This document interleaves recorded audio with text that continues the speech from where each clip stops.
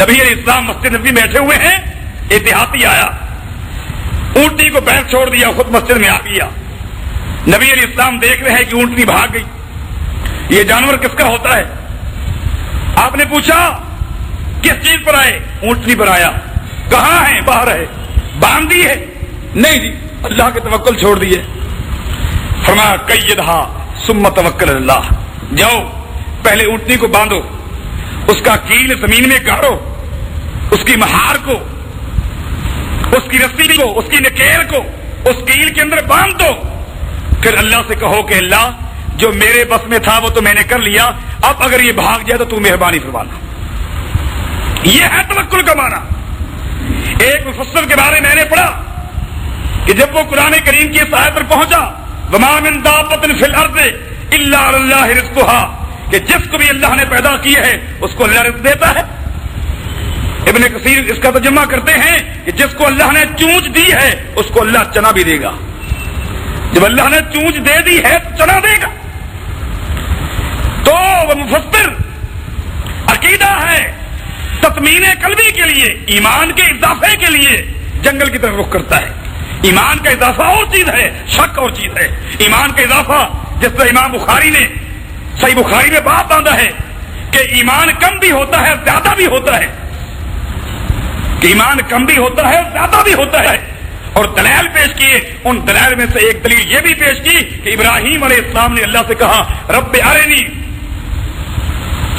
اے اللہ مجھے دکھلا دے، میں اپنی آنکھوں سے دیکھنا چاہتا ہوں کیف تحیی الموتى، کہ تو مردے کو زندہ کرتا کس طرح ہے۔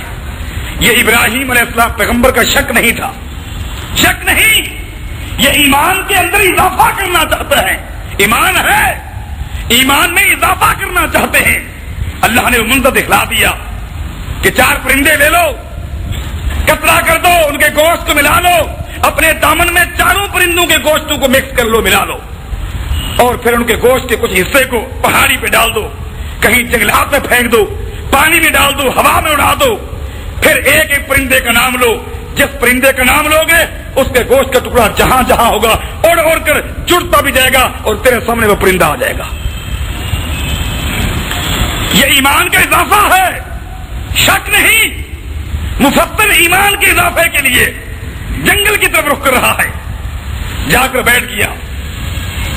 تھوڑی دیر کے بعد جس وقت وہ کھانا کھاتا ہے اس نے کہا وقت آ گیا ہے، کسی اور کو پتا ہو یا نہ ہو لیکن اللہ کو تو پتا ہے کہ مجھے بھوک لگ چکی ہے، لہذا اللہ نے رزق دینا ہے، بھوکے کو کھلانا ہے۔ اس مفسر نے فوراً نہر کا جو کنارہ تھا اس کنارے کے اوپر پہنچ جاتا ہے، ہاتھ دھویا، ہاتھ دھو کر اب یقین ہے کہ کھانا آ جائے گا، کیا دیکھتا ہے کہ خشک لکڑی کے اوپر ایک روٹی ہے، بلکہ یوں کہہ لیں کہ پراٹھا ہے، اس کے اوپر حلوہ ہے، وہ خشک لکڑی کے اوپر تیرتا ہوا جا رہا ہے۔ اس نے کہا یہ میرا رزق یہی ہے، اٹھا لیا، کھا لیا، جا کر بیٹھ گیا۔ تھوڑی دیر کے بعد جب بھوک لگی پھر آ گیا، پھر یہی منظر 2 مرتبہ 3 مرتبہ، آخر اس نے سوچا دیکھوں یہ رزق تو میرا ہے، آ کہاں سے رہا ہے۔